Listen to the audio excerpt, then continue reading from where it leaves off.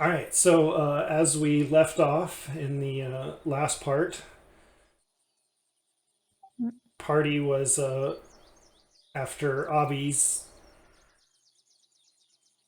foolhardy attempt to cut Elsie, as he put it, or even getting a swing of his axe off. He got run through, gutted, as Elsie puts it, and Avi didn't feel so good and required the healing of Melric. And after this, a perturbed Elsie is marching off towards the full the psychic. She's like, "All right, fine. Let's just get this done. Piss me off. Got that goblin on a leash now. Good. All right, let's do this." She just goes marching right in front of and cuts to the front of the line at the psychic tent and marches into the tent. As she does this, you hear Petunia, or the so-called Petunia, as Elsie says, scream, as she obviously recognizes Elsie right away. And Elsie grabs her and drags her out of the tent and pins her to the ground and pulls out her short sword and sticks it to her neck. And she's like, "All right, Oh. tell me who you really are. I'm tired of this junk." Elric goes over and goes, "You may want to listen to her because she is pretty good with the sword. Well, just tell her what she needs to know." "That's right, and I don't give a crap about anything, so speak. Who are you? You're not Petunia Peppergrass. Petunia Peppergrass is in Force Grey. Petunia Peppergrass is also not a psychic. So who are you really?" And you see the person, Petunia, the so-called Petunia, on the ground squirming and seeing if she can get out of the grasp of She'll stab you. Elsie. Melric tries to help Elsie just to keep her down and say, "Just answer the questions and then you can go." All right, so you help her to try to keep her in place. And yep, it is effective, as the so-called Petunia is unable to get free. And she starts crying, "Oh, please, please let us go." And the voice kind of starts changing from a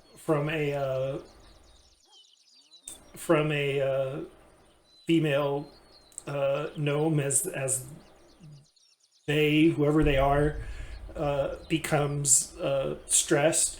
"No, we meant no harm." Have I ever heard or read of anything like this before? I feel like I've seen it in a book somewhere. Perhaps. I mean, what are you thinking that could be going on here? That maybe it's a doppelganger or something. I mean, it's not acting like a doppelganger, though. It's acting like it doesn't want us to hurt it, but maybe it's a doppelganger. How do doppelgangers act? Do all doppelgangers act the same way? Maybe not. They act like somebody else. Yeah. Even if we know it's not who they say they are, but it might be a doppelganger. What do we think? I think it might be. So if they act like somebody else, they're doppelgangers. I think Gonk might be right. Yeah, so as you're trying to figure this out, as you're watching, I'd say you're onto something. As you're figuring this out and watching this scene, "Please let us go. We meant no we're harm." on to something. Well, what was that? I can't believe we're on to something.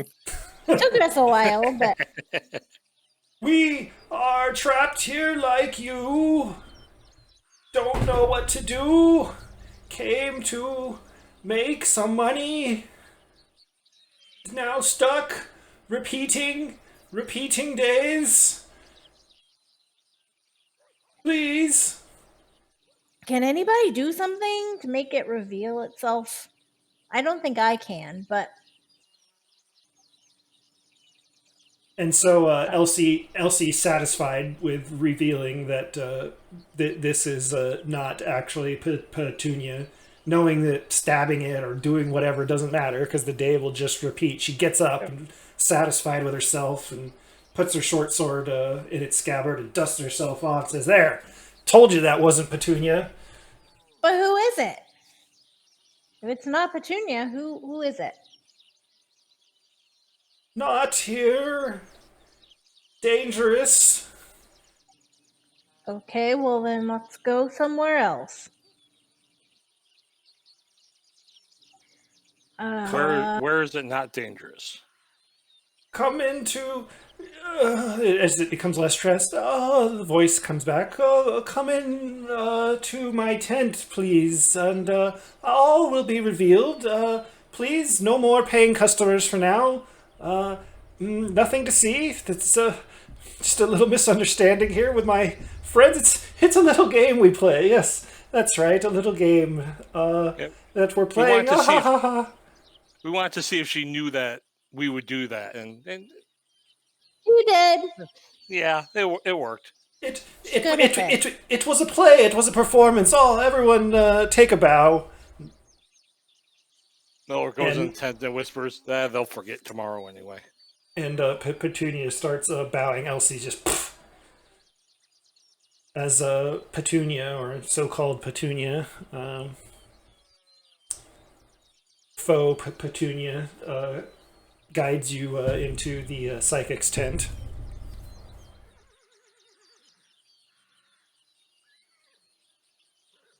Do you all follow? Yep, Melrick does. Cassie is still hiding behind the tree. Aunt goes in.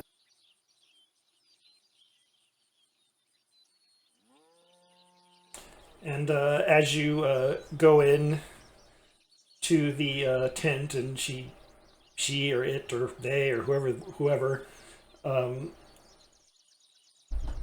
closes the curtain so that no one from the outside can see, and then they transform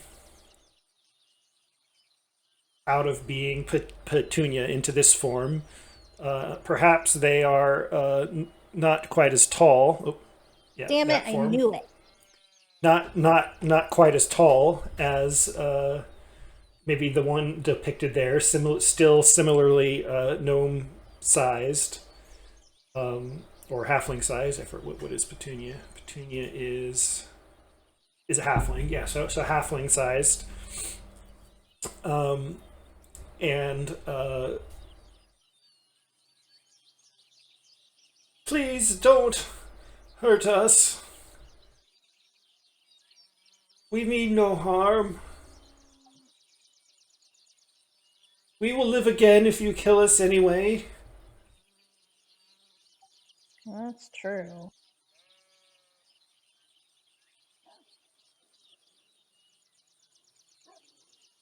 So do you have any idea why this is happening?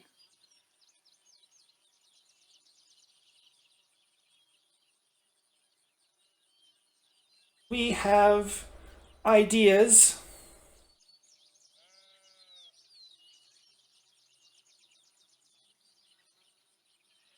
Do you wish to share them?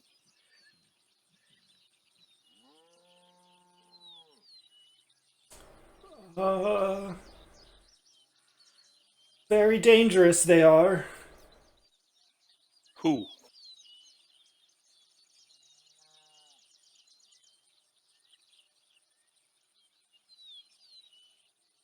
The one called Hatcher. Very dangerous. Very powerful. Hatcher, Muldworth, not their real name. We saw their mind. when they came into the tent. Very deceptive, that one. Probably has something to do with them. Do you know where they are? They are, as they close their eyes and start reading thoughts, not in range, not picking them up. Somewhere else, somewhere up to no good. We avoid them. They are dangerous.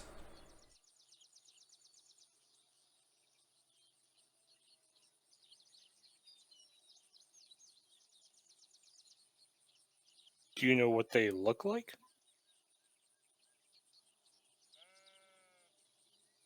Or can Likely- you make yourself look like them? We have examined their form sufficiently, but very dangerous to pretend to be others so powerful. It's just so we would recognize them.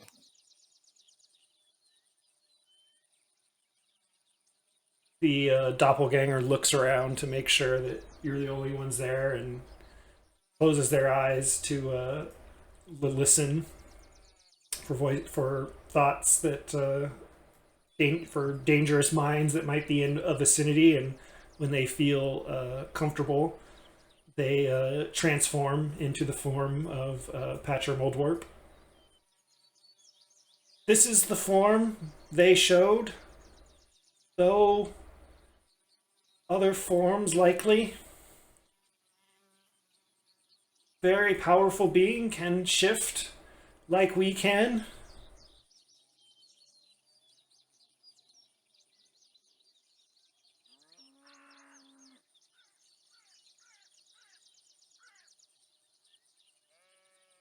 And then quickly they shift back into their gray doppelganger form. Please, you go now.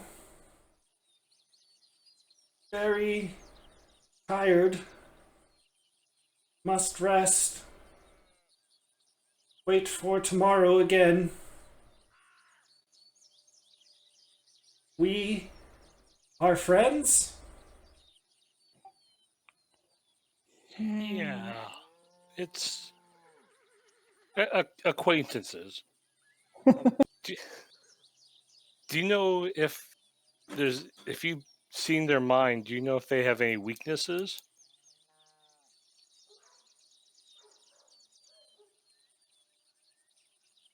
Weaknesses. Yes, they have weaknesses. They are very fragile.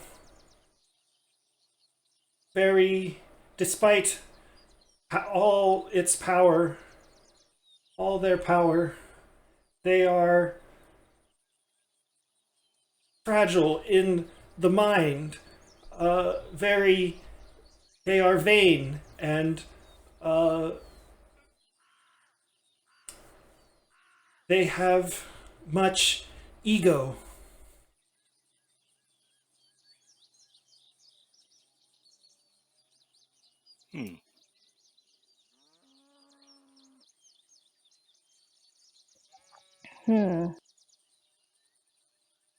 Anything else you can tell us?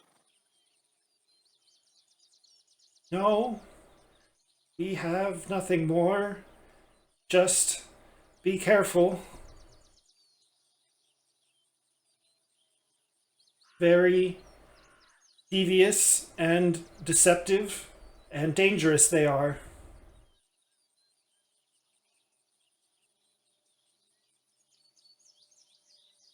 Well, Cassie is just still out in the woods waiting for something to happen, but nothing does. well, I think we can let you rest.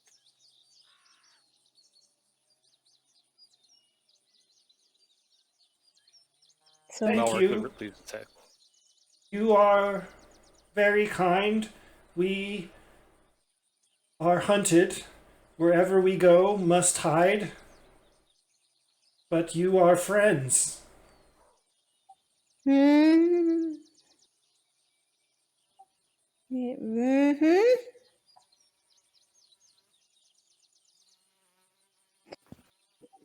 Yep.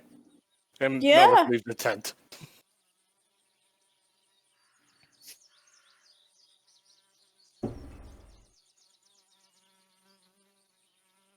So, should we tell Nanny about this?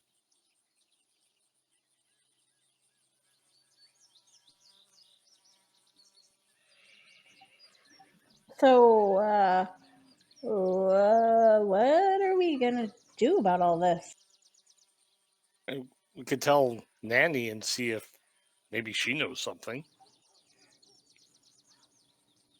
It's a good start.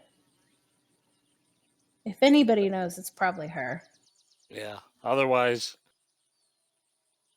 we could go attacking, but we don't really know how powerful this Patcher is.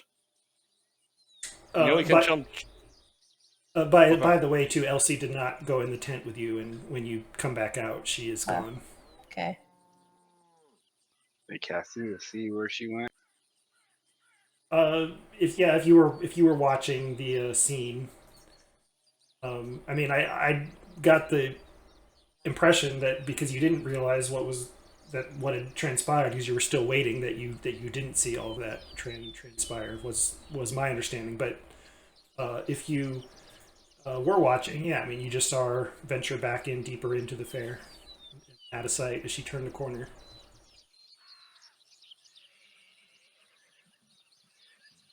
Get into some trouble, I'm sure.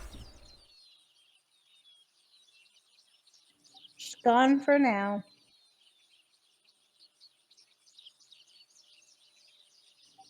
Yeah, let's go talk to Nanny and see what she says. Yep, that sounds good.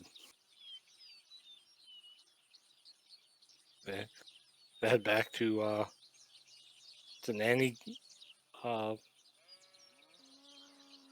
the candy store. Cowslip. I can't remember that name. It is a weird name. These halflings and gnomes have funny names.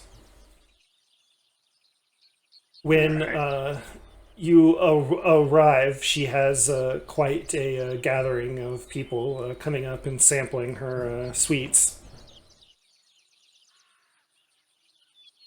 And when she sees you, she says, "Oh, yes, yes, it's my friends, my time traveling friends. How are you all today? Again, how was the rest of your mind bending activities going?" Well, we learned some more, and we thought we could talk to you since you seem to at least know a lot about the history. Bean? No, dear. One's enough for per day.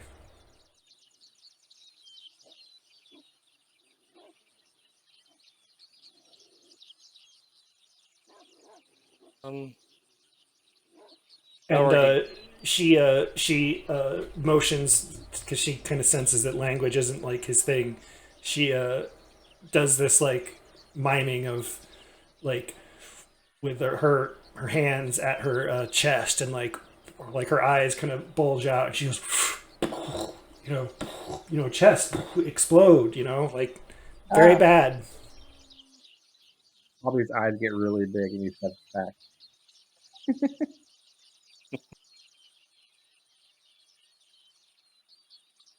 Are there people nearby, or are we able to talk to Nanny without too many people listening?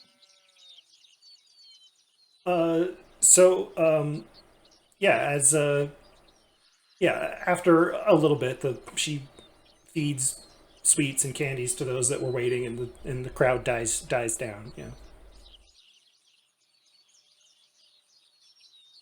as Cassia zips in, like the Roadrunner or something. And Yeah. So would you all find out? Says Cassie. Oh, Well, you found two people that are reliving the same day over and over again. That's interesting. Yes, yes, yes. And Melrick talks about Elsie, then what happened with the psychic, or the fake psychic, and talks about Patcher being dangerous, and just relays all the information to Nanny. And says, yes, yeah, more conflicting information. Yes, so Patcher Muldworth. That sounds a lot like the what was it earlier? Preto Mold Flop or something. I think it's like Patron Moltork. Patron Moltork. Yes. So you're saying you were mistaken about that, and it is indeed one Patcher Muldwarp, and this is Erdlin in disguise. yeah. Yeah. Mm-hmm. We think Well, so. this is interesting. The day is getting late, and I believe I must seek out Erdland to see what I can do. But please, give me this information again on a following day if you can, and tell me who this Patcher Muldwarp is earlier, and so I can see what I can do. And how do you spell the last name? Oh, well, Muldwarp, I think it's just as it sounds, Okay. Moldwarp.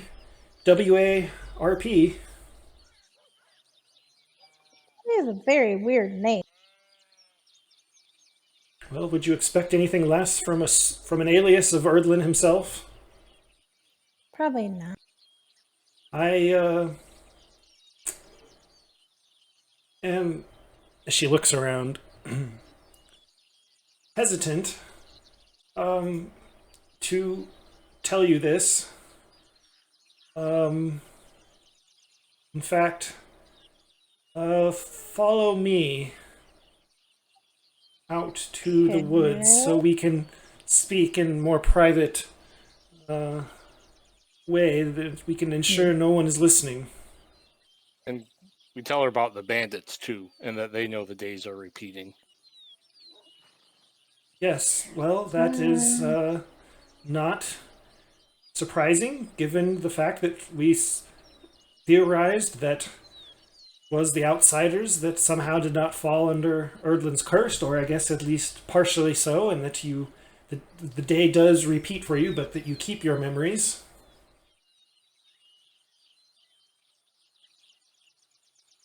I think we follow her out. Does she appear to be acting strangely at all? Or Well, like, how would you different? how would you classify your entire interaction with her this day Well, so far? all weird, but differently than our other interactions with her.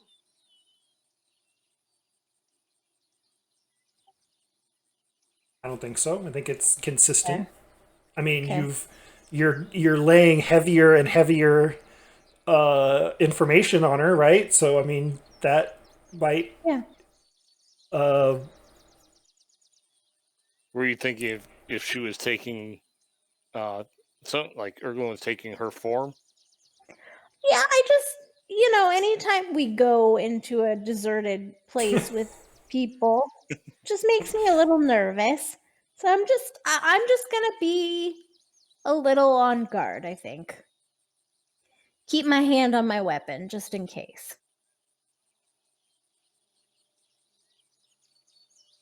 Be smart. I'm not gonna stab her, but I'm just gonna, just be ready. She leads you out of town, out into the woods, out of sufficient earshot of anyone who might be doing any prying. And as she does so, she, with the sort of wave of her hand, she passes her hand over her face, and in doing so, her form changes. She still. I mean, it's still like the same person, but it's a little bit more. It's like a younger version of her because she was, this older, nanny cowslip, older and wrinkled, and as she does this, she passes it over and she almost de-ages, perhaps hundreds of years. Who knows? And Okay. Wow. and she has a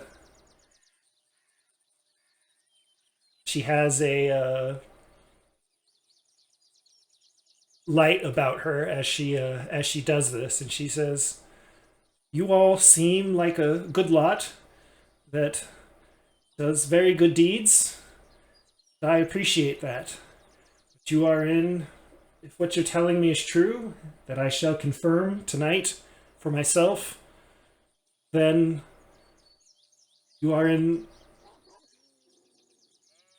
a rather extraordinary position here. I don't know how this will turn out. You see, I am... Nanny Cowslip is not my real name.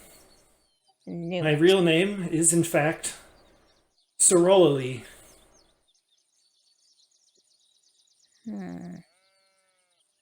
And if you're thinking to yourself, does she mean the Sorolali as in the goddess? Yes, the one and the same, that is me. I was wondering.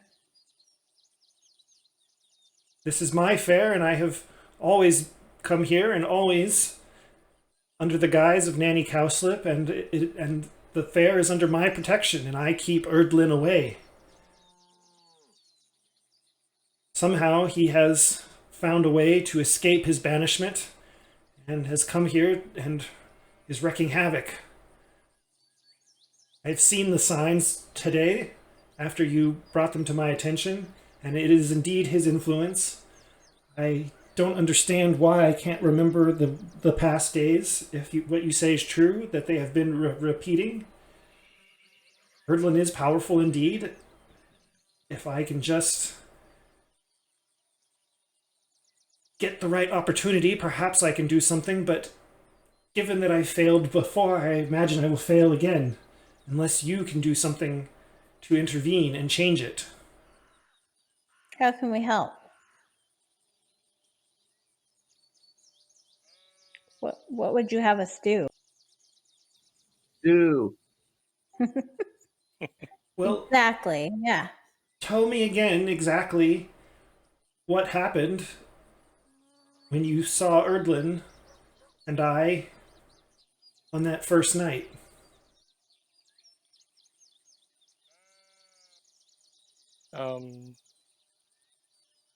He ran off into the woods. We gave chase as well. We ran off into a clearing, and you confronted him, and he said that until he gets his pudding, he's going to cast a curse on the fair. Yes. As to be expected, this is some sort of curse. Do you recall his exact words?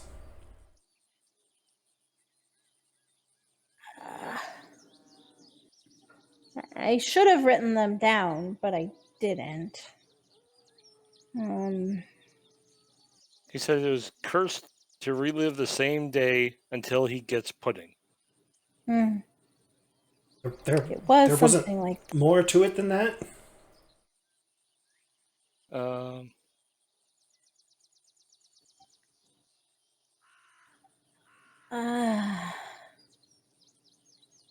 Tell you wish what. I could. And the mayor turned into a frog. That was the only other piece. He seemed to be angry at the mayor as well. Yes, he did well, say something about the mayor. It is my protection that keeps Erdlin from the pudding. This goes way back between he and I. I'm sorry you and all the others have been dragged into it. Hoped that his banishment would keep us from these sorts of mishappenings. But I should have never counted Erdlin out completely. Perhaps it's my fault. I can see that you weren't expecting that his wording to be so important, his exact wording to be so important, so tell you what. You stick with me tonight. And, yes, dear, as she, as Obby has his eyes wide and nods affirmatively, pats her on the head. Yes, you're a good little fellow, aren't you? Yes, dear, isn't all of that armor and weapons and helmet that you're carrying, doesn't that impede your ability to, exist in the world? Wouldn't it be more comfortable if you sort of lost some of that, maybe? I'm nodding. Armor? Yes, yes, dear. Armor. Look, this armor is not made for you.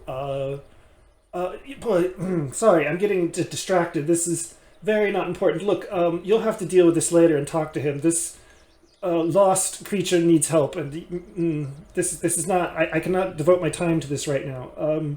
But it's bothering me. Please, you all try to help him with this. Yes, that's good. This can be your extra special good deed through all of this, and perhaps something positive can come out. And remember, if we do ever get this under control and it stops repeating, that anything that happens on that particular day that we stop repeating, all of that will be permanent. So try your best to continue to do all your good deeds and make the world a better place, and take advantage of this opportunity, and make sure that the final day of this counts. Yes. We've been learning how to play the piano, so yeah. Yes, well, yes, and help this poor creature.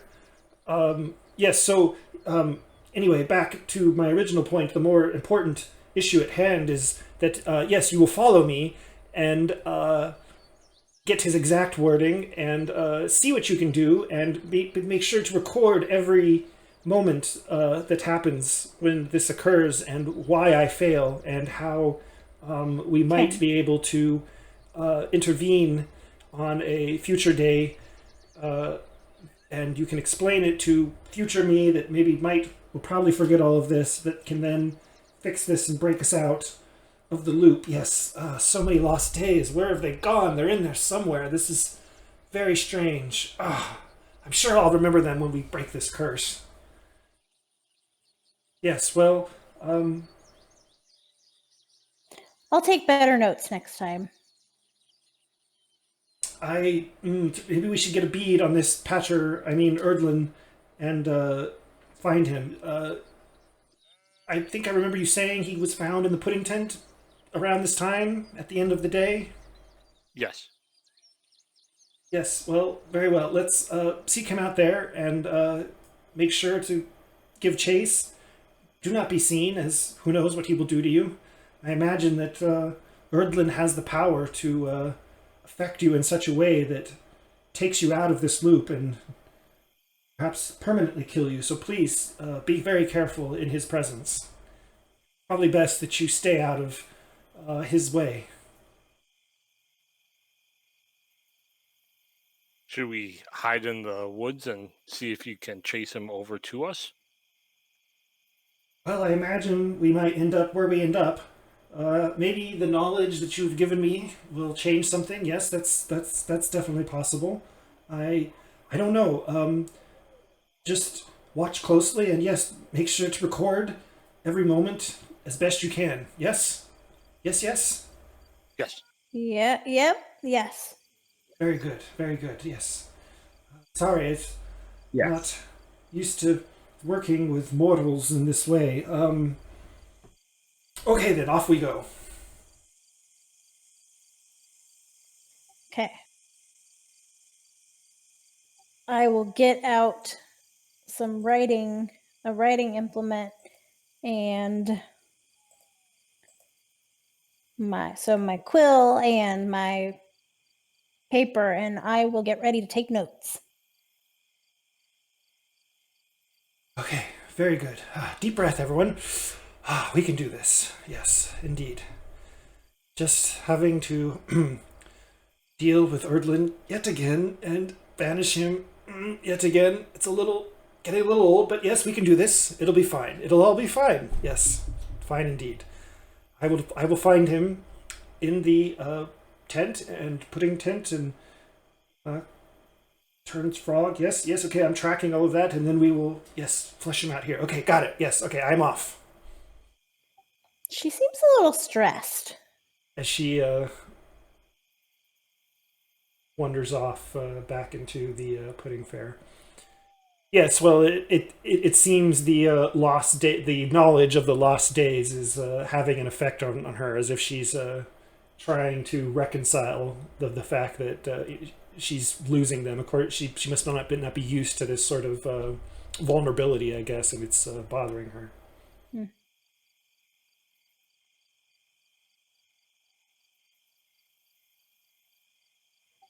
Okay, well, I'll be ready.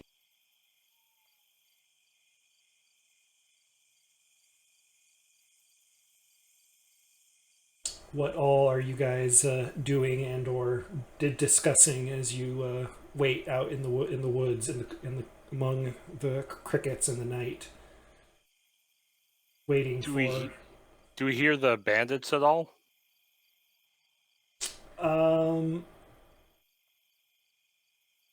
Probably not from where you are currently.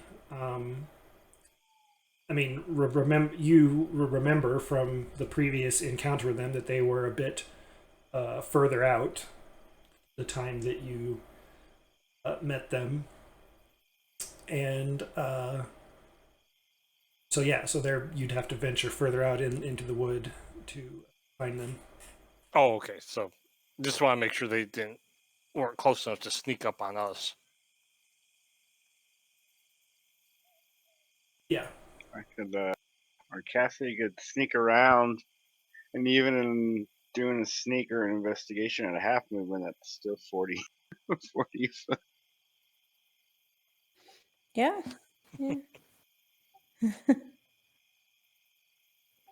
I mean, how involved do you think we should be? Should we just stay out of it, or should we set some traps just in case? I would think we'd want to stay out of it and just hide and just take notes of what he says. Since we'll probably have to do it again anyway. Okay.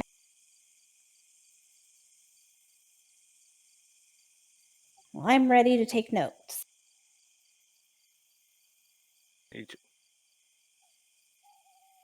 I thought I took good notes before, but I missed the exact wordings. Well, we didn't know we would need to know that. So.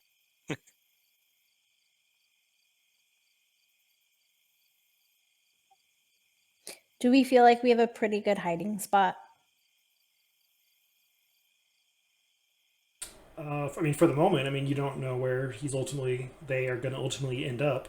And as you're waiting, it seems to be taking a while. You hear a strange sound, as if someone is trying to call out or scream, but they have no breath. As you hear somewhere off in the distance in the woods. What's that? So is it towards a fair or behind us? Behind you, away, further out in the woods. What do we do?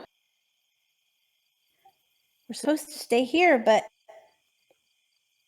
Well, maybe they come back. Are we on the near the path where we would see people leaving the fair? Yeah, I mean that's probably where you would have been the best place to position yourselves. Yeah, from where you are currently. Did you hear?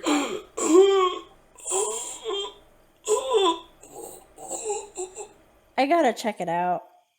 I know we're Yeah. supposed to stay here, but I have to. Yep. I'll follow Brina. And, yeah, I'll follow her.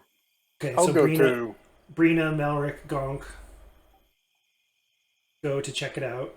Anybody else? Bobby will go too. Okay, Bobby follows them. Does Cassia stay behind to be the eyes and the ears, or Yeah. she's fast anyway? She could probably True. zip back and forth if she sees something. Okay, Good thinking.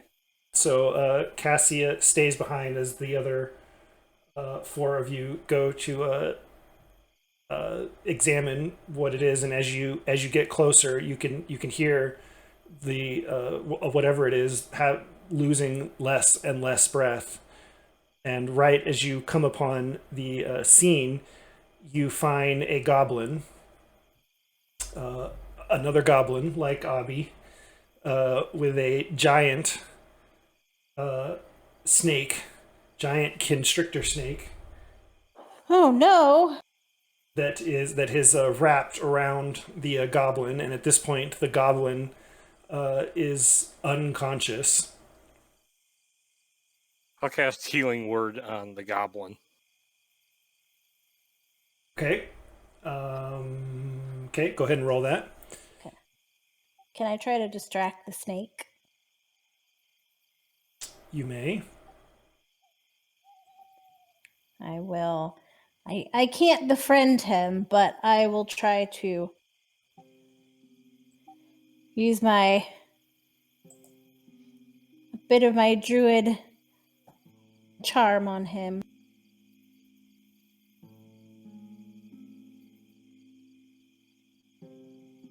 Okay, Malric, so you fully heal the goblin as they briefly regain consciousness.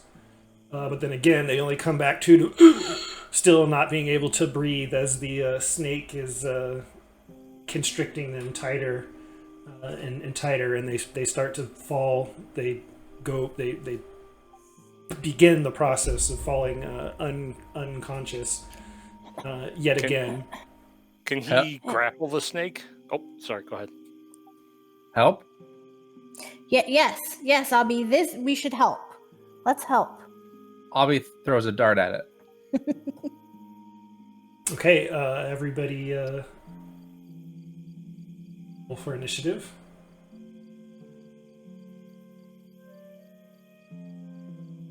Nice. Wow. As the okay, so Gonk, All right, so the snake's got the goblin, right? correct. Just confirming that. Oh, let's see. And I guess the goblin's grapple Correct. is how he would be. Mm-hmm. All right, I am going to run up there and I am going to attempt to grapple the giant constrictor. Okay, Gonk just goes and tries to get a bear hug on a part of the giant constrictor snake. Go ahead and make your athletics check. Yes. As the I'm going to use my inspiration on that. okay, Roll. Okay. as Now, let's as you go to grab a bit of the tremendous musculature of a part of the snake, snake tries to slither. Well, I hope is he a large or is he huge? He is huge, yeah. Oh, so yeah, I guess that wasn't going to work then. yeah, I guess that's not going to work. Yeah. Nope. So it's okay if I retcon that. I forgot Yeah, to sure. ask that. Yeah, sorry, I forgot to make that point. Well, if you can't... I see what I'm going to do. I go up to him with my battle axe and I try to whack him in the noggin. Okay. I go, get off, bad snake. And you know what? I'm going to do this with inspiration anyway, so I'm going to make advantage on this. Okay. Donk goes to Oh, whack. sweet Mary. Oh no. Goes to smack the snake with his battle axe, and he does so unsuccessfully as the snake dodges it. I'm going to action surge him. I'm Okay. going to try it again. Okay. Oh my God, don't like that, bat snake. Oh, come on. No. As Gonk the really doesn't like the snake. snake does not like this. It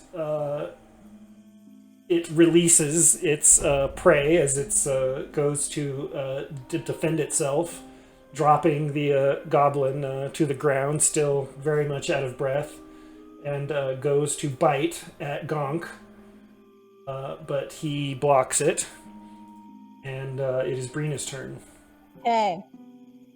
Brina does not want her friend Gonk to get hurt, so she's gonna stupidly run in. She's gonna run toward the tail end though, and she's gonna take out her tiny little club and she's gonna try to whack the snake as hard as she can. Okay. With Shillelagh, I imagine. Yeah, and see what happens.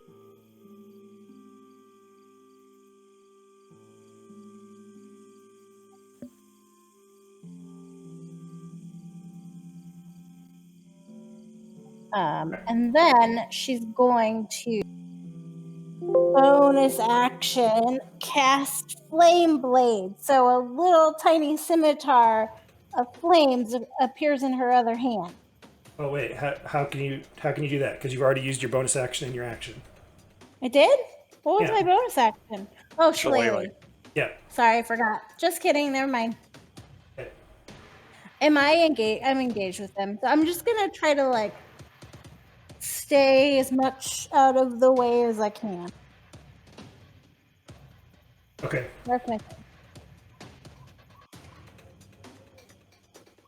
As you are able to successfully hit the snake with your Shillelagh club, more successfully than any of Gonk's attacks. Cassia, as this is happening for them over there, you spot a Patcher Muldworth / Erdlin leaving the pudding tent with Nanny Cowslip / Cerulli chasing him. What do you want to do? I will.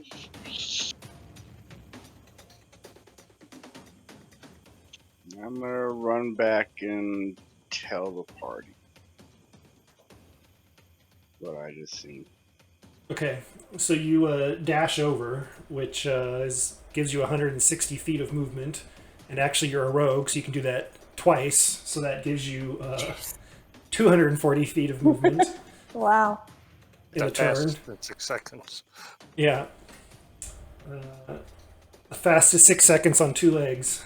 Heck yeah. So you're able to zip over to where they are and alert them to the fact that Nanny's chasing an old pudding guy. Yep. So you hear this as Cassia zips in like the Roadrunner, and it is Obby's turn. As I guess he wanted to throw a dart at the snake. Yep, still do. Okay.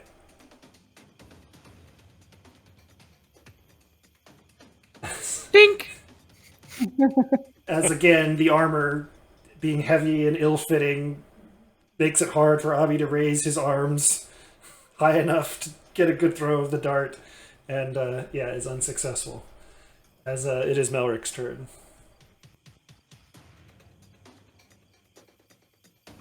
He comes in with his warhammer, smashing the snake successfully. Well, somewhat successfully. Yeah, more successful than all of the stuff Gonk threw at it. And Melric says, just kind of yells back, "Go back and listen. We'll take care of the fight."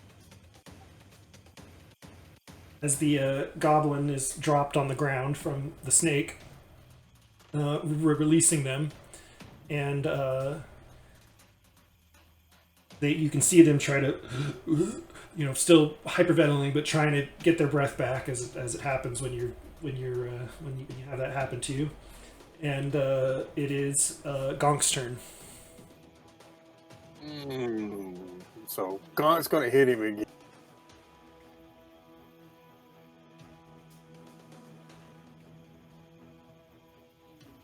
Hey, finally hit. Gonk's going to try tripping.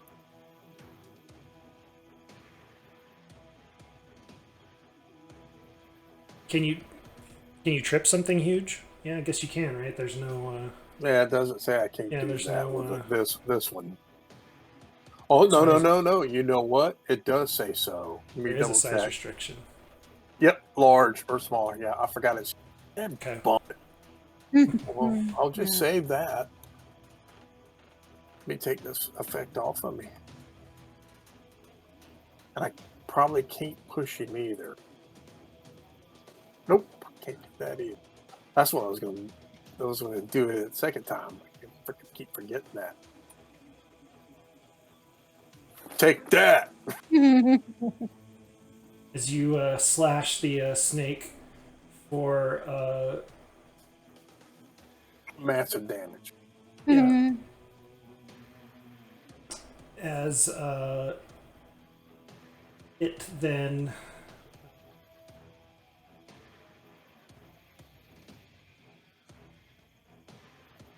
does not like what is happening here, and it goes to try to wrap itself around Brina. Of course. It successfully does so. Whoop. Okay. Squeezing her, dealing 14 bludgeoning damage, and then grapples and restrains her. And it is her turn. Well, I'm assuming I wouldn't easily be able to break the grapple because I'm not strong at all. So I would like to. What would I like? I'm gonna do the flame blade thing this time. I'm gonna conjure my flame blade, and so that's a bonus action. As an action, can I hit him with it, or no? Let's see. Yeah, you can use your action to make a melee spell attack. Yeah. Sorry, I'm just familiarizing myself with this spell. Okay, so as a bonus action, you evoke last duration. Let's go blade. 6 fire damage. Yep, okay. So, do that.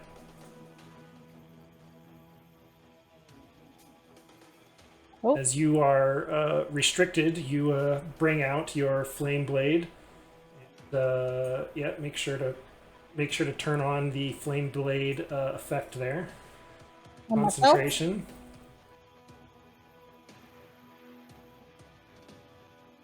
Yeesh. Then you hit the snake for 10 fire damage, burning it as it does not appreciate that at all, and it is Cassia's turn.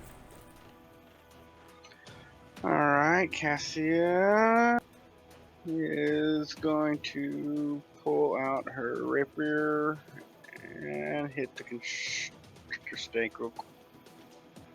Okay. As you try to stab at it. And then mobile and back away about 15 feet. Call it, Mike. Okay. Bobby. I'm gonna throw another dart at the snake. Okay.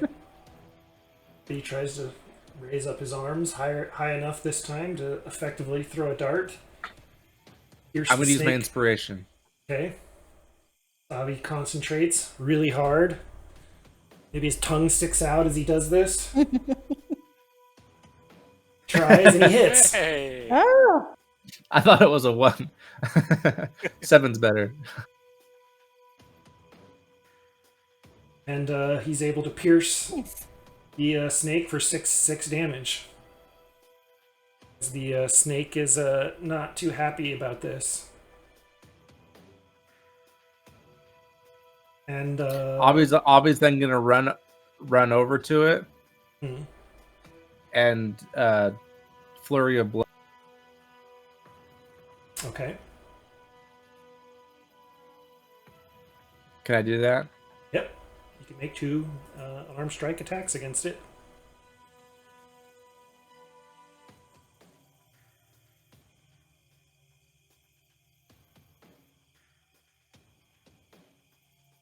As he hits with his first unarmed strike, either kicking or punching it or headbutting it with his helmet, something. Deals 7 bludgeoning damage to it and then falls over backwards after exerting all of that. And you deal a little bit extra damage there from the Fury of the Small. And after rolling that horrible misfire, you then stumble backwards and fall prone with your heavy armor, making you uncoordinated in that way. Help! No. And it is Melric's turn. Okay. I cast Guiding Bolt. All right, as Melric... Oh, go ahead. Oh, no. Nope, that's it. Okay, I was just going to say, as Melric holds out his hand, a bolt shoots out of him, but it sails past the snake as it's moving rather quickly and dynamically and makes it hard to hit. But he's going to use his movement to run back to where the grove is, where the Erglin cast a spell before. Okay. As you do that, the snake... You did attack with your melee weapon previously, so that would have put you within melee range. So it then bites at you as you try to get away. Scores a hit, dealing 12 piercing damage to you. And you huff your short dwarf legs, weighed down by your chainmail armor, back to try to find Ceroli and Erdlin. The goblin, now getting some more breath, and says, "No! Steven! No, kill Steven!" Don't kill him? As they kind of start choking, trying to get those words out. And it is Gonk's turn. Gonk rule. What?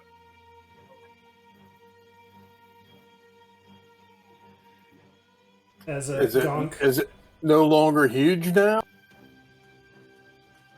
No, why? It's huge. Still huge? Okay. It just has a different name. Yeah, his name's Steven. Well. Gonk, Take that. ignoring this plea, brings his his battle axe down on it. The snake, now that we know is named Stevon, having Brina restrained, goes to bite her.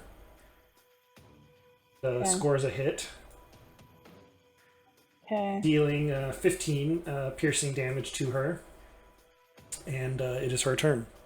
All right, well, if this Stevon is sentient, I'm gonna try to ask him to stop strangling me.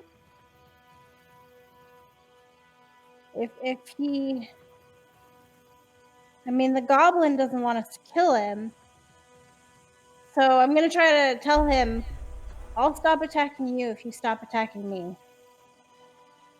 All right, as you try your best to convey this in your restrained position and choose to not attack it with your flame blade, please make your animal handling check. Can I use my advantage here? You may. Okay. Oh man. Oh, jeez. We are not rolling well. As Stevon does not heed this request and continues acting aggressively. And it is Cassia's turn. Alright, Cassio, offhanded. He's gonna go run up and punch the snake hard. Okay. As Cassia tries her best Mongo from Blazing Saddles impression, tries to punch the large beast out. That's gonna be my strength. 1 second. Or it could be Conan and the camel. Or that one.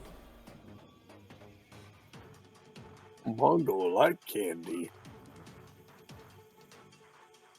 I mean, it's the same modifier, so just roll with your dagger Oh, yeah. or your rapier. It's the same either way. All right, so you punch them, and that deals 1 3 plus my strength. Yep. bludgeoning damage to it. Yeah. And sneak attack. Yeah, I suppose it would. Well, yeah. Plus an extra 4. But No, I guess not. No. It wouldn't. It wouldn't use your sneak attack because it has to be a finesse weapon right. Okay. or ranged. Yeah. It's 3. We're good. And then I move back about 15 feet and call my. All right. So when Cassia does this to Stevon, apparently it is effective, as she knocks the snake on the head and knocks it unconscious. Just punch it right in its nose. Bam! Sucker punch. Abby gets up and attacks it with his axe. Oh no. Abby, it's unconscious. It can't attack you. I still got my rope on Abby, but I'm not stopping him. Okay, Abby, go. If we'll do what you're doing, as they try to tell you no. Wait. I can't get up. He try. Yeah. Well, you kind of struggle to get up, and you try to lift the axe up over your head, and instead of bringing it down, it just falls backwards again, and you just fall back again on the ground. Can I get out of the coils of the snake? Yeah, it releases you since it's and the goblin gets up and Stevon, and grabs it around its neck, or right where its head meets the rest of its body, and oh, Stevon, no! He's just unconscious. Nice, Stevon. Why was he strangling you if he's nice? Yeah, he looks at Abby, who's still rolling around on the ground, and he starts speaking to him in a goblin, however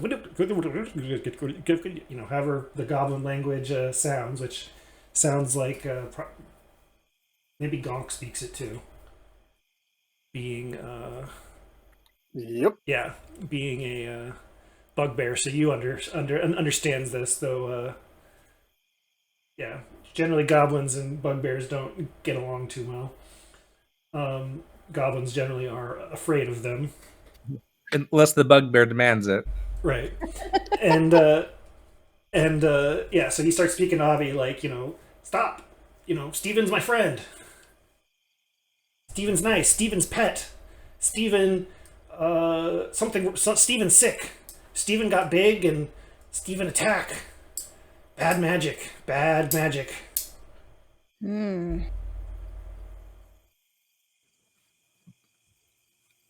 Abby helps slave.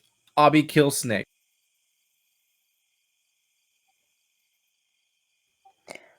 So he then starts then as Abby does this, he looks to the bugbear Gonk and says, "Come on, stop him! This isn't right. Pull that rope. You're his master. I beg of you." Brina doesn't know what the heck is going on, but she sees that the goblin looks pretty desperate, so she offers help. I don't know if he understands, but What does Gonk do? Gaunt stands there watching. All right, Avi, try your best. To kill the snake? Well, to do whatever you're doing. Say you want to. He says kill slave. I mean, I don't know, whatever that means. No, he said he's going to help the slave kill the snake. Well, right, but the goblin was pleading with you to not do that because the snake is his pet and his friend. And he was saying that to you in Goblin. Yeah, Goblin's not really my first language. As Abby gets up and finally is able to wield his axe sufficiently. Wait, what? Why does Abby still have... Shouldn't he? Question. Because the snake is unconscious. Ah, got it. That's it. Thank you. All right, so yeah, Abby's able to finally take enough of a swing to take a piece out of the snake, and the goblin says, "No, kill Steven!" And is it dead? No, not as of yet, but Abby opened a wound on it, and the goblin then freaking Abby gets mad at Abby and reaches around to his back, gets his bow, and fires an arrow, or goes to fire an arrow. Can I run over and help the snake? You can. As a druid, I think that's what I would do. I mean, I'm in bad shape, but I want to help Steve. As you, oh, this is such a mess. As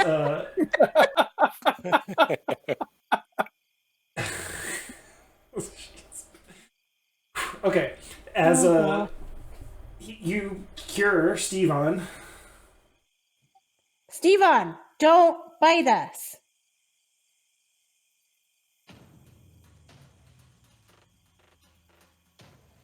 You better not attack us again. I'll be really pissed. The goblin shoots his arrow at Abby and hits him, healing 5 piercing damage to Abby as it sticks through Abby's armor somewhere, piercing his flesh as it doesn't feel good.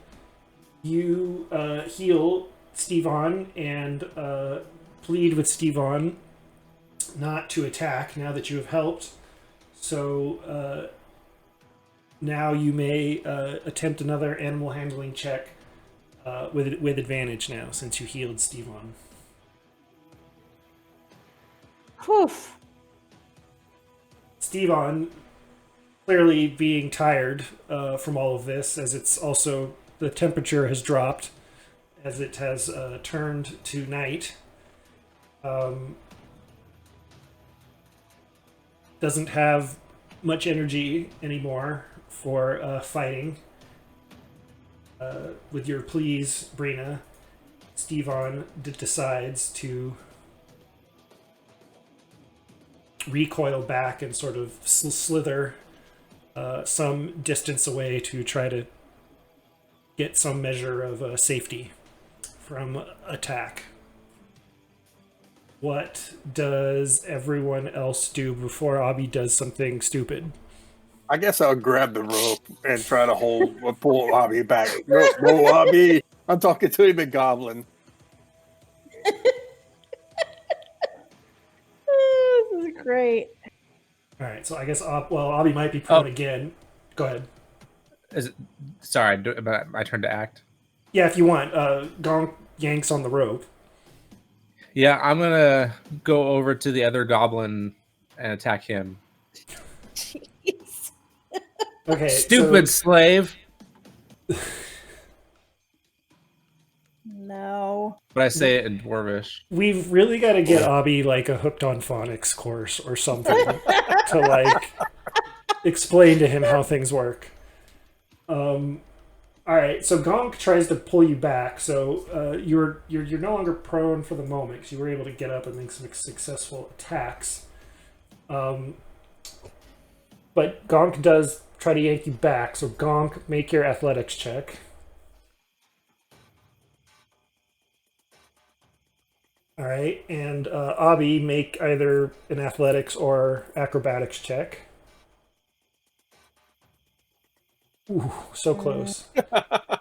As Abby tries to, I combined Gonk and Abby and said Gabi.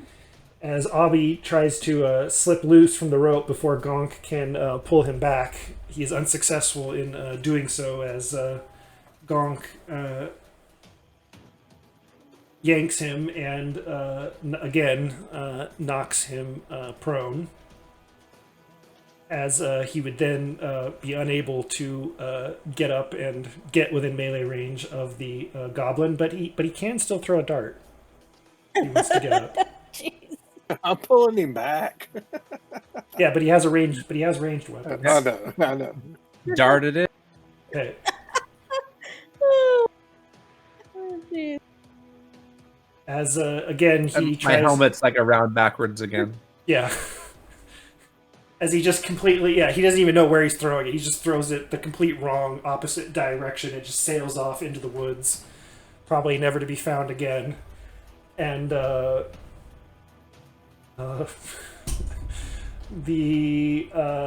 goblin then turns and runs and calls for Steven in Goblin, and Steven slowly slithers after him.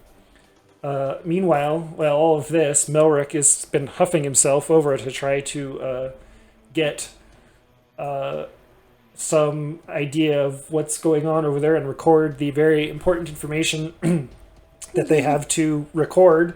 And given that he's not quite as fast as Cassie and that he didn't even really see where they were going in the first place, he just has the word of Cassie that they were coming, he attempts to ascertain where they have gone.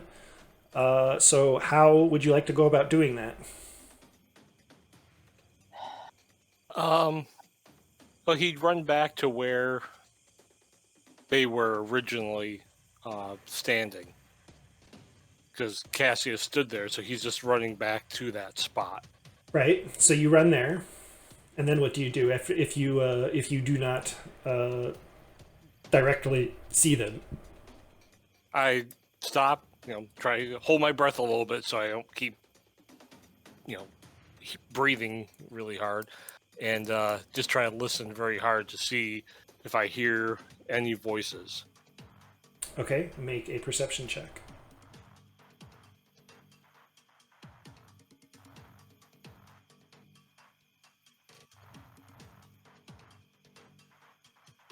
Okay, very good.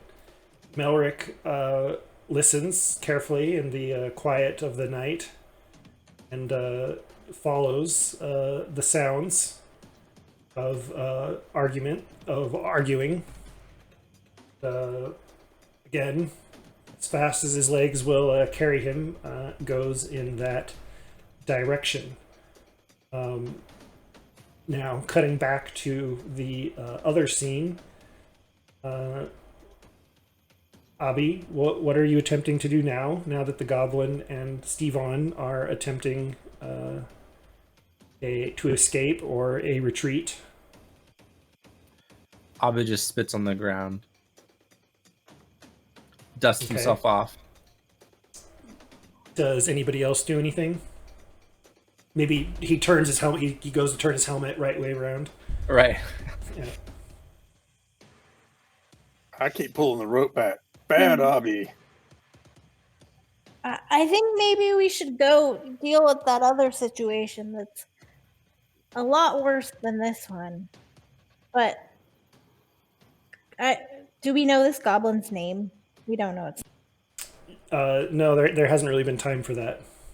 And all the attacking and Abi shenanigans. But Gronk, maybe you should tell him to not play that weird game where he gets choked with the snake. That seems dangerous. I don't know. I am going to try to see if I can figure out where Melric went. Okay, so you start off after Melric as well. Yeah. And I'm going to cast Cure Wounds on myself. Okay. Me too. Well, About Melric.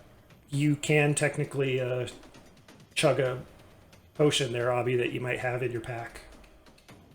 Maybe we take a rest for a few minutes. Yeah, we're not doing great. Well, take a short rest, but we know that the special man up in the sky, he won't let us rest anytime. Yeah, we might miss something. What do you mean? You know how many long rests you've gotten so far in this adventure? You've gotten the most long rests in a module from me ever. I believe so. That's even doing the whole freaking Tiamat series. Mm-hmm. We've got more long rests here than that whole campaign. True. I'm just asking for a short rest. Well, you can, but there's this issue that Melric's trying to, Melric's trying to accomplish here. Okay. Okay. I mean, you can do whatever you want. It's just things that the world keeps moving. Damn it. Mm. Well, the world starts back over again. Well, that. True. Yeah. So we'll be fine, right? There's always tomorrow. All right. So Melric is doing that as Brina sets off trying to find Melric. Abby is doing Abby things. What's Cassia doing? Cassia's gonna run and try to get on the track where she last. So she's running back.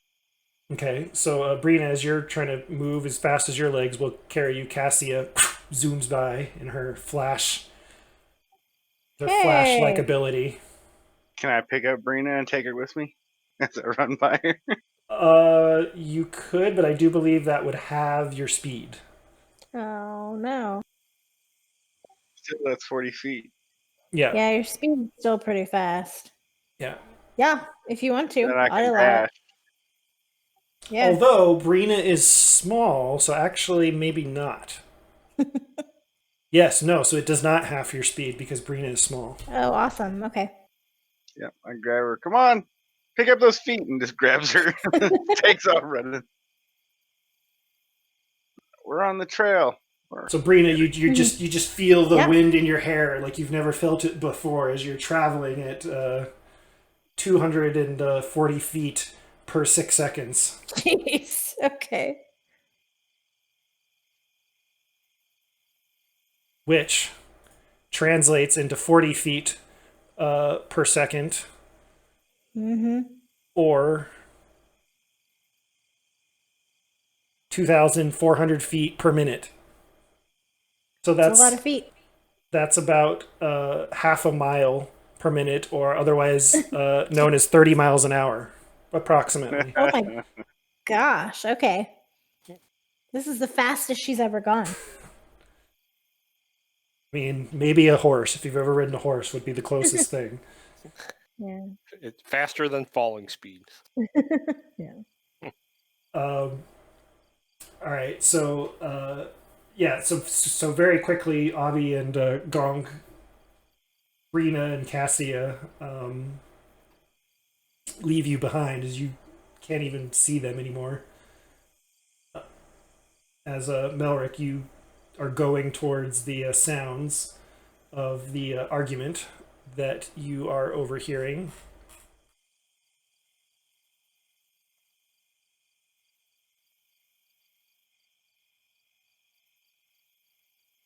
Until you finally come to the clearing where you come upon Sorolli and Erdlin.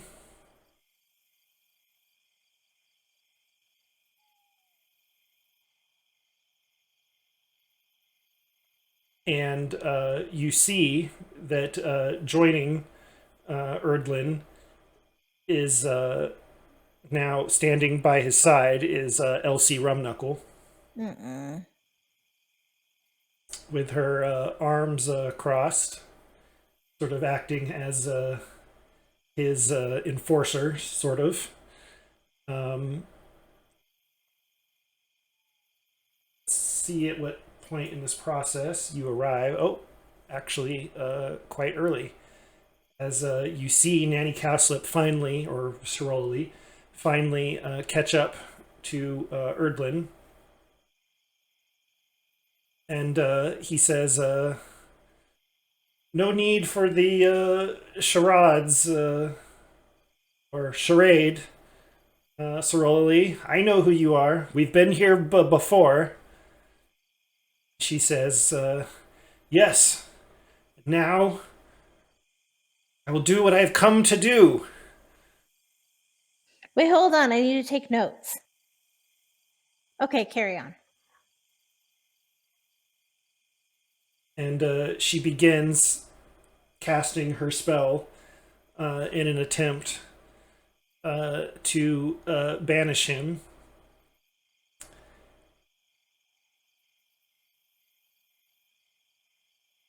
And as she is doing so, Erdlin, expecting this, sees it coming and is able to get off his spell before she can.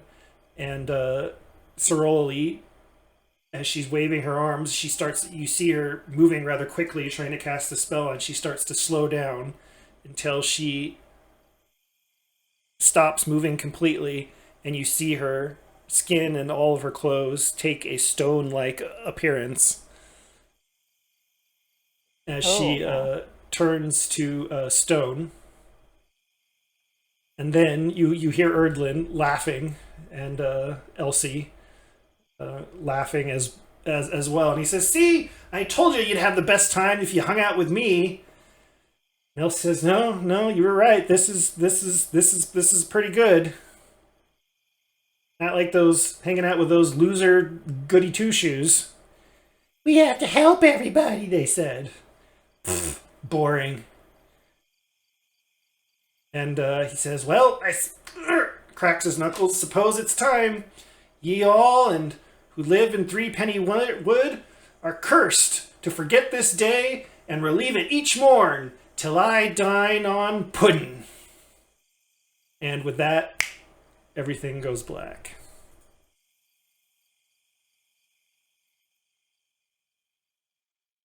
No.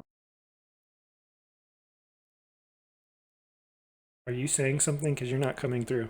Oh, sorry, I was not pushing to push to talk because I was typing. So you're all cursed to forget this day and relive it each morning, mourn, whatever, until something about pudding. What did he say? Ye and Ye all. who live in Ye- Threepenny Wood are cursed to forget this day and relive it each morn till I dine on puddin'. Yep. Because he said live in Threepenny Wood are cursed until relive each morn until I die and I'm pudding. Okay. And only the ye who live here. Ye and all, right? Yeah, so I guess ye would be Sorolily, which is because she doesn't Ye. live here, but she's included. Yeah, so it's you and all. So we have to make sure he doesn't ever Okay. say people other than those that live in Threepenny Wood. Okay. Da, da, da, da, Got it. da, da, da, I've got you, Okay. babe. Da, da, da. There, that's probably all I can do, and not get YouTube to Yeah, get on my case. maybe. All right. So we get up, we help the three people just because it's force a habit like catching the kid falling out of the tree in some unnamed movie. Should we run over to Nanny right away in the morning?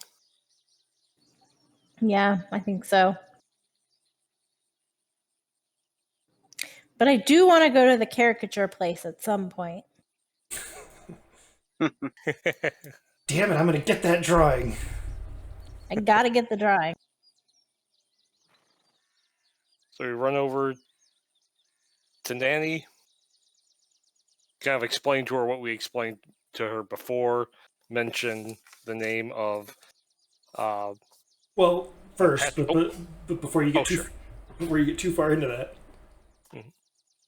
given that you're doing something a little bit different from previous days, you run straight over to her candy booth and you find that her chariot, pulled by her enlarged kitten Snap, Crackle, and Pop, have not arrived yet.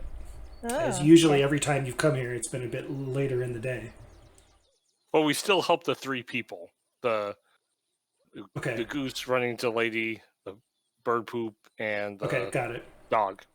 All right, so you do that, and then Puppet show. and yeah, so by the time you finish that, you do spot Nanny Cowslip rolling up the street as she arrives at the same time on every repeat day, with her chariot being pulled by Snap, Crackle, and Pop, as sometimes they as you know cats do, they stop for a moment and clean themselves.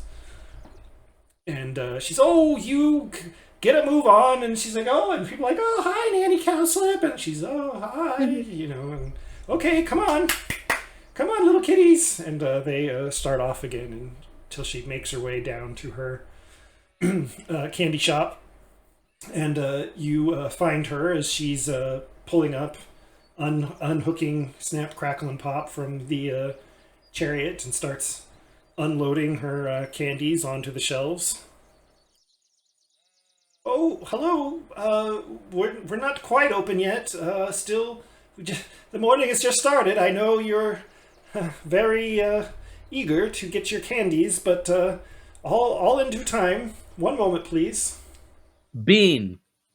Tell her, nope, we're not interested in candy. Are there people around, or are we alone? No, not yet, because it's not open yet. So they're not. Yeah, people know that.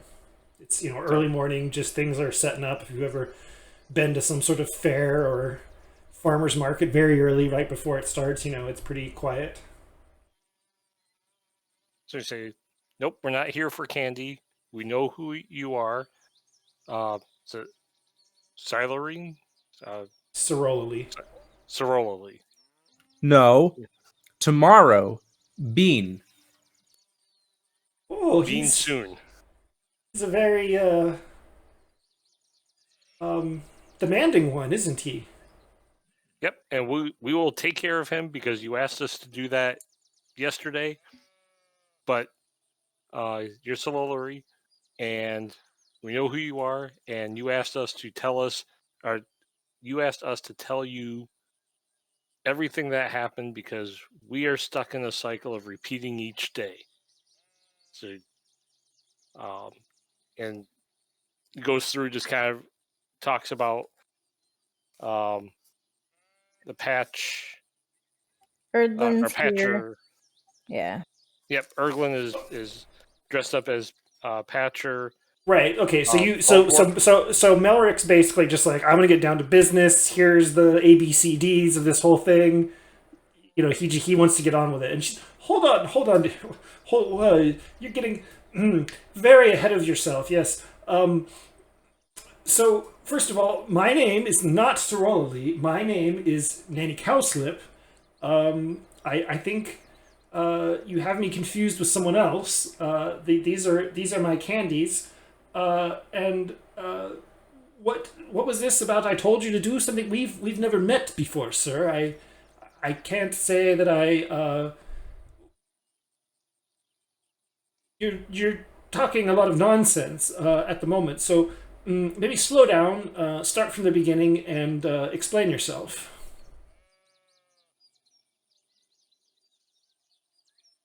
Orc takes a deep breath. Okay. Everyone who doesn't live in Threepenny Wood relives this day over and over and over again. The rest of you don't remember this, but we remember each time that we go through a new day, a new cycle. So Yeah. the person behind this... Oh, go ahead. How is this happening, dear? Erglin I want to believe you. Erglin cast a spell that we know that you're here and you have this fair to protect the small town from Erglin's curse and from Erglin by not letting him take part in the pudding. But he cast a curse. And his curse, because you asked us to write down exactly what he said. Mm-hmm. And his curse is, ye and all, and he's talking to you because, and by the way, you tried to banish him again, and he turns you to stone. And that's how he stops you from banishing him again. And exactly. And the spell, ye and all live in Threepenny Wood, are cursed to forget this day, and relive it each morn till I dine on pudding. Oh. Assuming I wrote all that down correctly. That's what he said. Yes, you're giving me a headache. I need to sit down. Oh. That happens to a lot of people who talk to me, but yeah, that is. Especially if I eat a bean that makes me happy. So don't do that again. I don't know how. Well, maybe I do, but it hurts. That's a headache. Yes. Somehow I know what you're saying is true. That Erdland. Oh, he's such a pain. Pain in my side.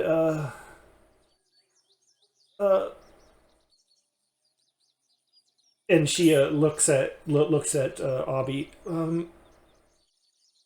Why is this poor creature wearing such ill-fitting armor and clothes and outfitted with ill-fitting weapons? We tried to tell him he should get better clothes, but he wants to do it, and he kind of just does his own thing. Maybe you can convince him. I don't know. Yes, but he's just so sad. Look at him. I know. We tried to tell him. He won't listen.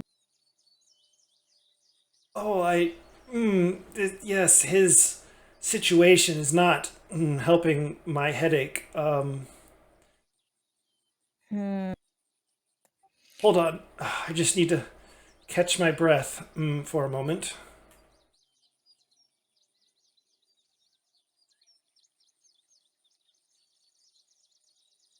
Is there a place we could get Abby some new clothes?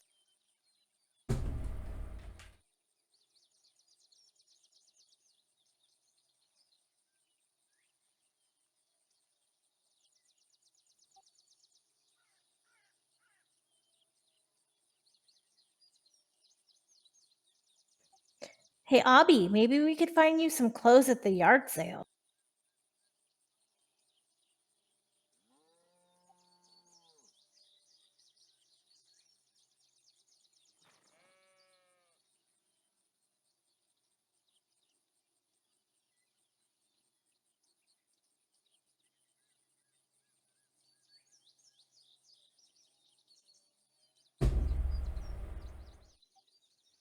Sorry, I didn't mean to interrupt.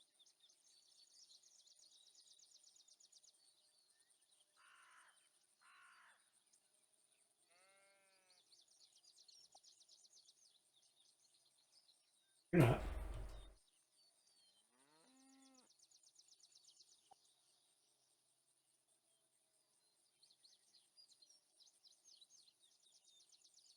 Awfully quiet.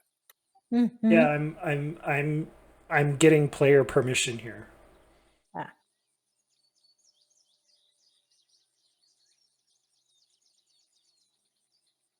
Well, in the interim, Gonko's puppet show. Gonk, we can go to the puppet show. We'll do that next. I agree. It is a very good puppet show. Okay, yes, I can, I'm gonna try something here. She comes over to Abby and well, first she takes out a bean and she says, okay, yes, dear, here's your bean. Very, very good little goblin.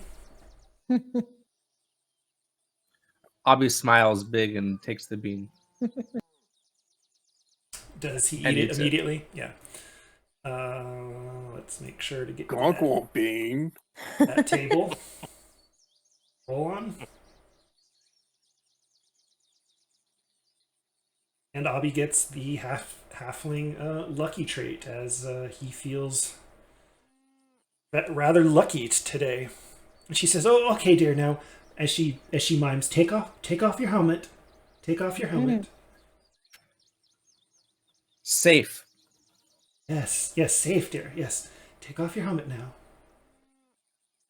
He just points at his helmet. Says safe. Oh, no, dear. No. It will be safe. I will show you. Do you trust me?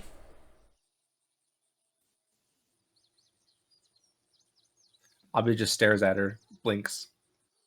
Oh, okay, well, here. And she goes to take the, and puts her both hands around the helmet and goes to lift it off gently. His eyes get really wide and just kind of lets it happen. Okay. She lifts it off and sets it down to the ground as they're pretty similar height. And she puts her hands kind of both sides of his head, and she says, "It's okay, dear. It's safe." He trembles as his eyes get wider. It's like a helmet, and she starts whispering this chant. You all can't quite make it out as this light kind of comes out of her hand and seems to go into Abby's mind, and she says, "Oh, such a damaged, tortured mind must heal the damage." This healing energy washes over Abby as he perhaps gets like a feeling of like a rush of endorphins,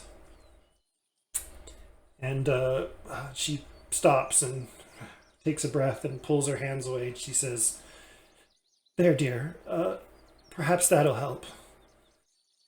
I couldn't take it anymore." Abby leans in, like right close to her face, and says, "Take what?"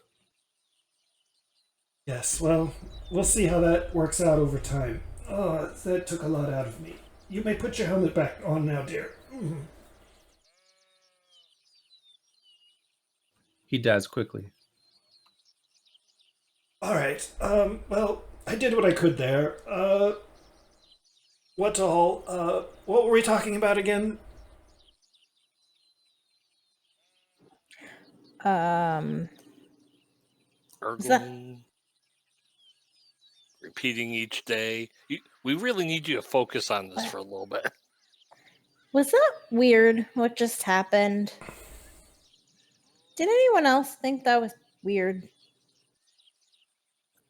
Gonk don't think so. Well, Well, if she's a goddess, there's probably more that she can see than we can see. You know how gods and goddesses are. All right. Well, yes, of course. Yes, back to the matter at hand, Erdlin. What did you say his name, his fake name was again?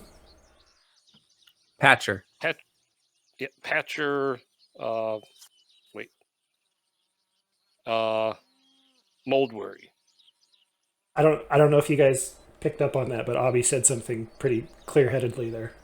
yeah. At least that's what Oh, it I sounded didn't like recognize that was Abby. to me. Yeah. Yeah. Yep. What? I did.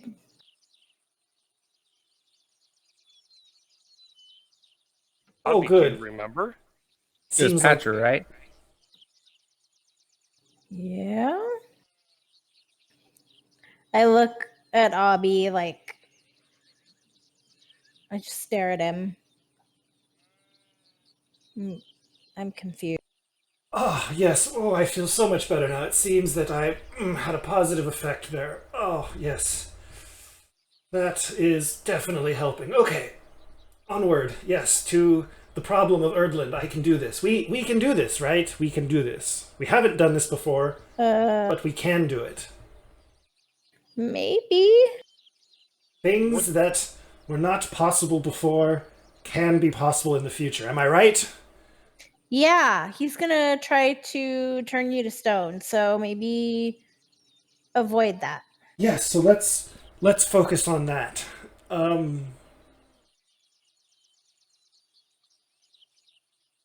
Perhaps. No, I don't. Yes,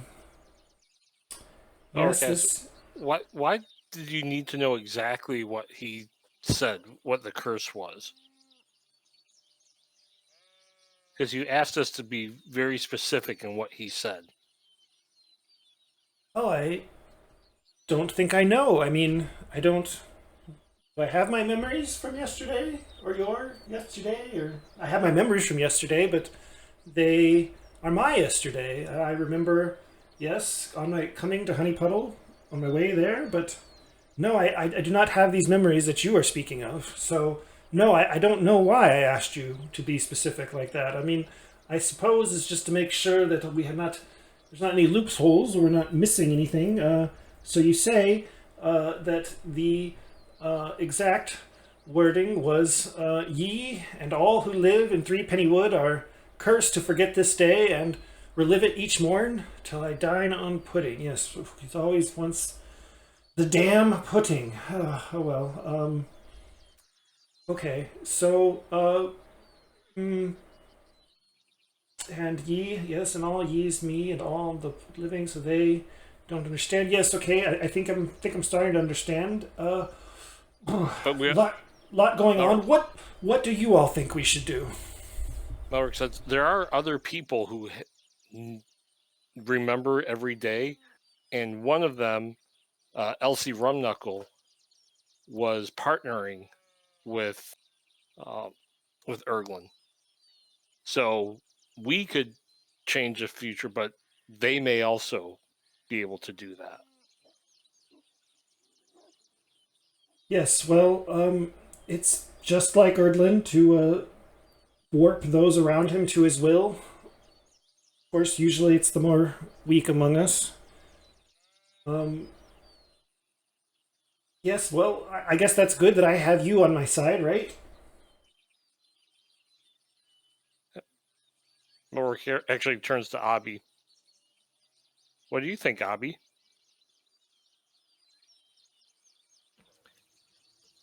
What about?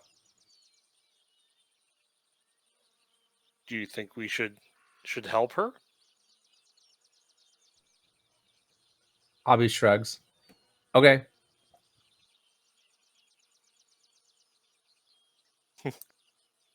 Oh, so yep. We're on your side, yes.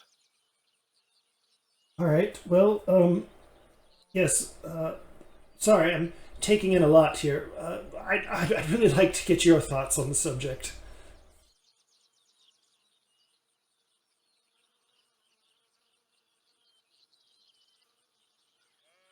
That's,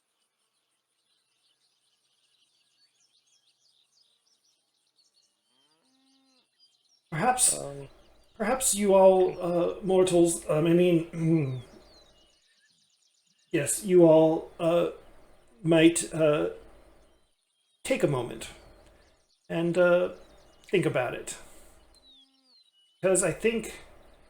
Yes, I believe you might be the key to all of this, given your ability to remember through these cycles. I seem to be locked in this cycle that I cannot break out of. Oh, it's frustrating. Ardlin. well, is there a reason you don't let him eat the pudding? That's what I wanted to know. Yeah. Why can't we just let him eat the pudding? We can pack him to go bag. He doesn't even have to step foot in here, says Cassie. Don't you know your history? My history, yes. The history of this town, no. Well, you see,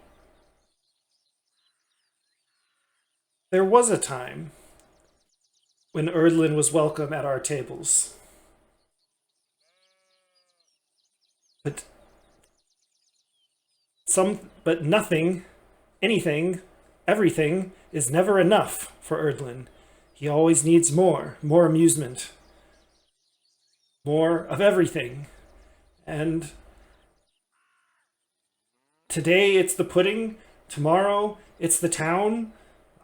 He would have everyone in chains at some point. You see, it all begins back at the smallest little inch that we give him, and which is why when we were kind to him at one time, he would inch further and take more and more every time until it just could not be sustained anymore, and it was quite terrible for all. So he was forever cursed to not have the pudding or be able to partake in any of the activities officially, and he was banished.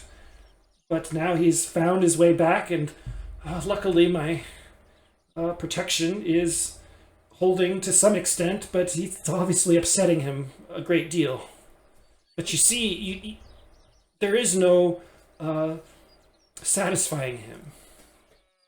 We must outthink him, outsmart him, as it were.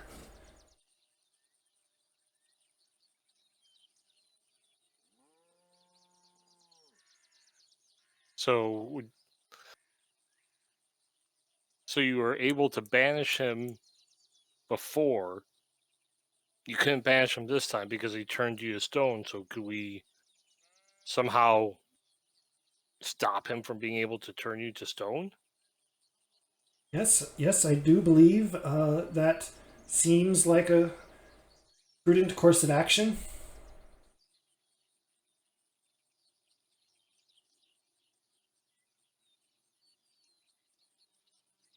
But I it's also the say, it's the how of the thing, isn't it?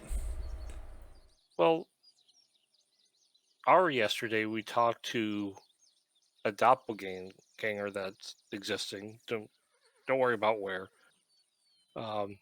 They mentioned that he he had a weakness and he was very egotistical, and Yes, that he is.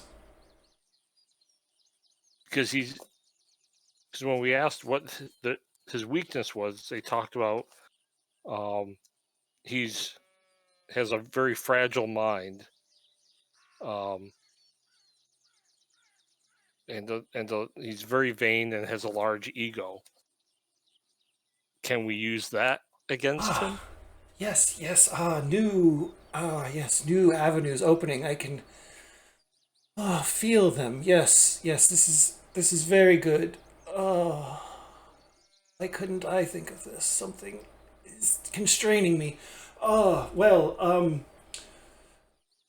That is all true about Erdlin, and yes, perhaps you could use this information to distract him in some way. Give me time. Maybe I won't be turned to stone, and I can complete the banishing process and send him away, and keep the curse from happening. And perhaps yes, I believe that could do it.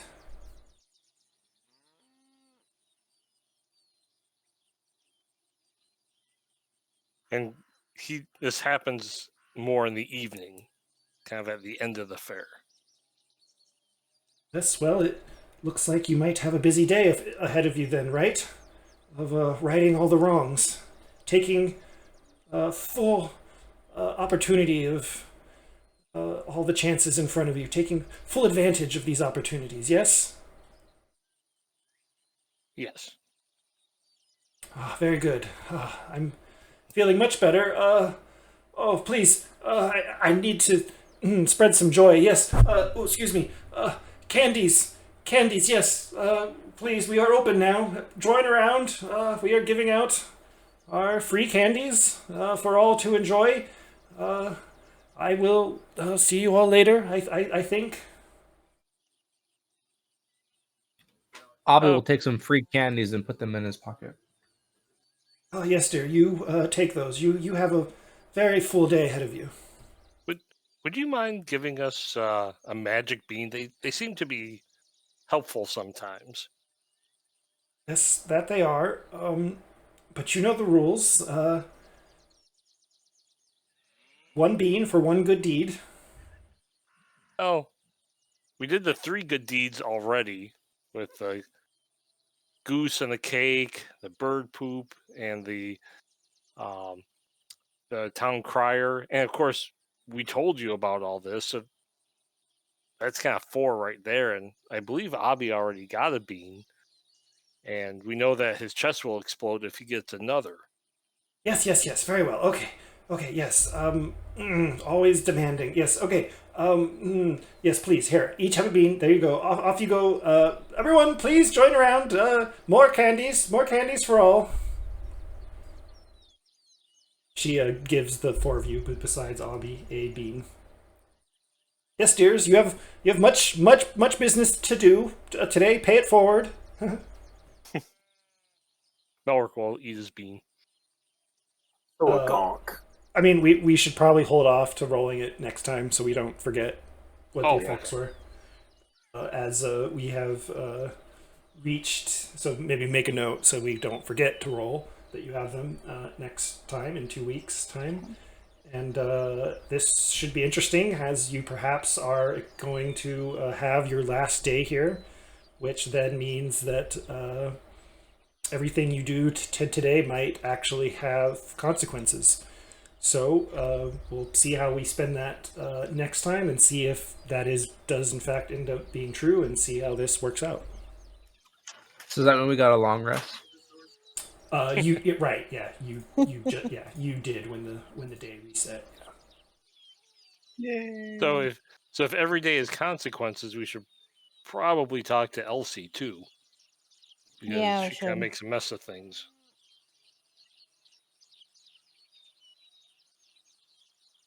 Yeah, maybe make a note of that. Yep. And yeah, good session, everyone. Great. Well,